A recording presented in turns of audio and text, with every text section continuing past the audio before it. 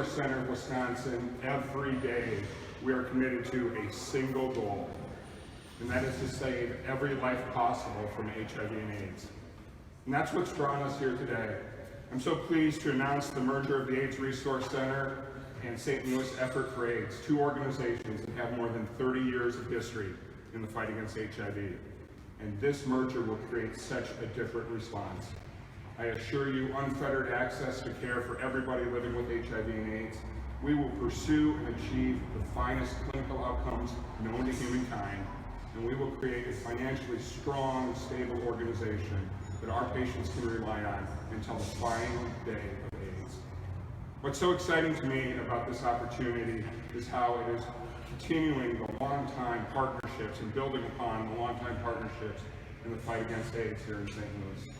I'm so excited that opening our new HIV medical home where we draw together health and social services and integrated care, that we'll be partnering with Dr. Bill Summers, who you'll hear from in a little bit, and Dr. E.P. Barrett from Washington University's ID Clinic. These are two of the finest HIV physicians in St. Louis, and we're so grateful for their partnership.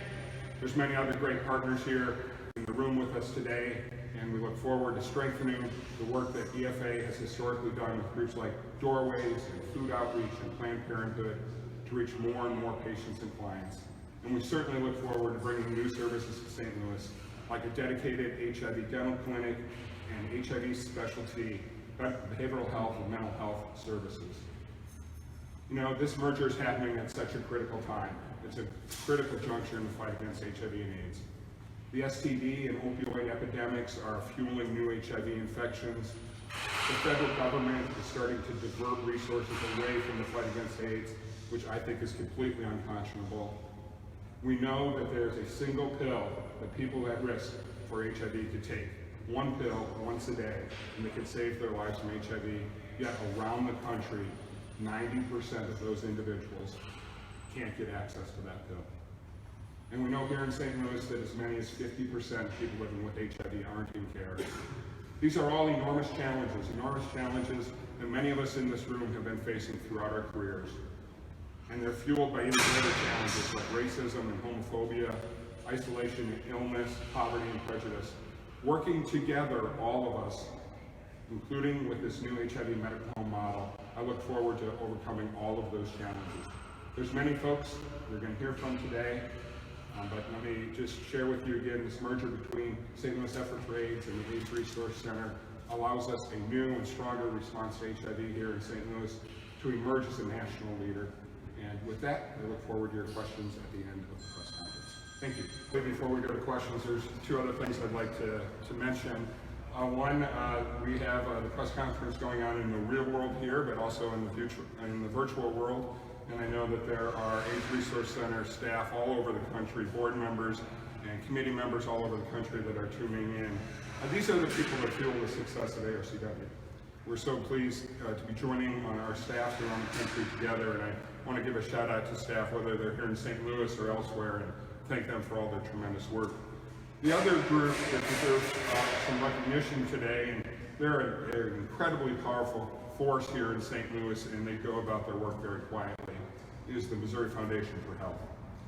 We are so grateful that last week the Missouri Foundation for Health made a $1.7 million investment in this merger and in this facility and in the medical home expansion that you'll see. It's actually the largest gift that ARCW has received in our 36-year history. And I think it shows the power of this group, these two groups coming together to fight HIV in a new and comprehensive way. So I know that the representatives from Missouri Foundation for Health is not going to take the stage today, but they certainly deserve our appreciation and thanks.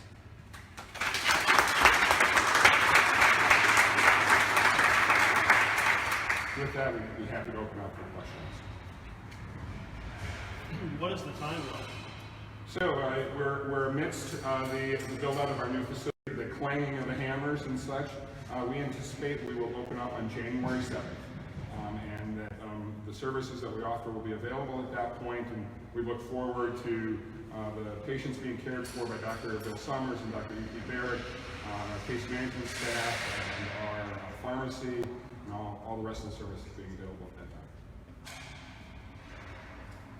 So this is really like a one-stop shop then? It is intended to be a one-stop shop. You know, for people with HIV that face so many barriers, you know, the vast majority of whom live in poverty, many of whom have no access to transportation. Rather than having to go from location to location to location, we're trying to bring all the services together.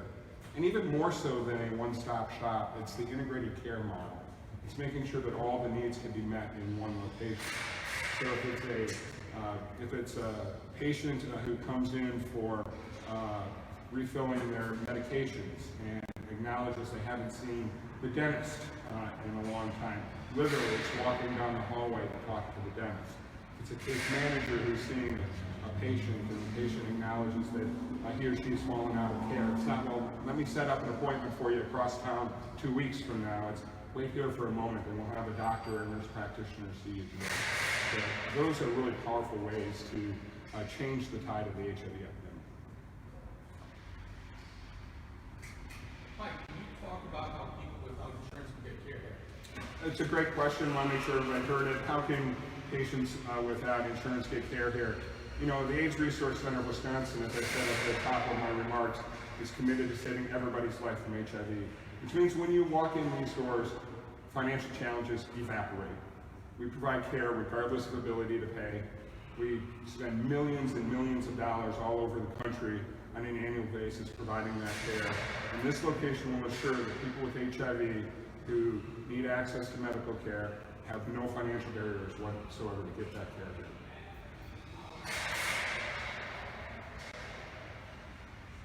Any other questions folks have? Yes, sir. Yeah. You mentioned being involved in this for 20-something years. If this was being held 20 years ago, we might have walked by protesters, that kind of thing. Can you explain how that time change, while it has been a good thing in the acceptance of AIDS and AIDS research, how it may have, let's say, knocked AIDS off the front page and then caused to this uptick in cases you're talking about? You know, it's interesting to think about what if we would have been here 20 years ago. And you're right, there could have been protests and all sorts of challenges. And we have to acknowledge that for individuals with HIV, much of that stigma and much of that discrimination continues.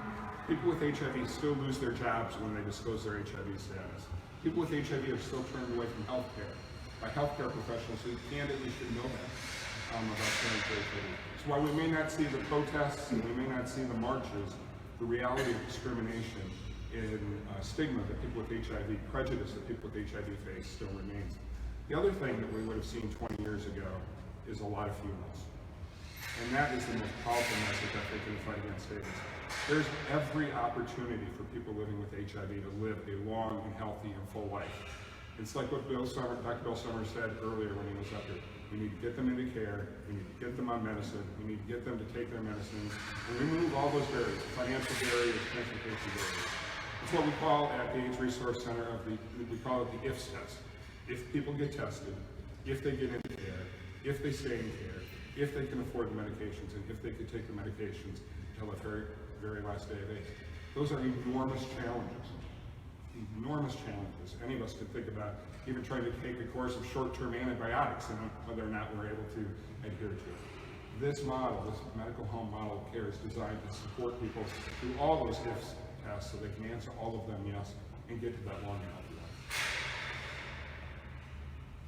Any other questions from staff?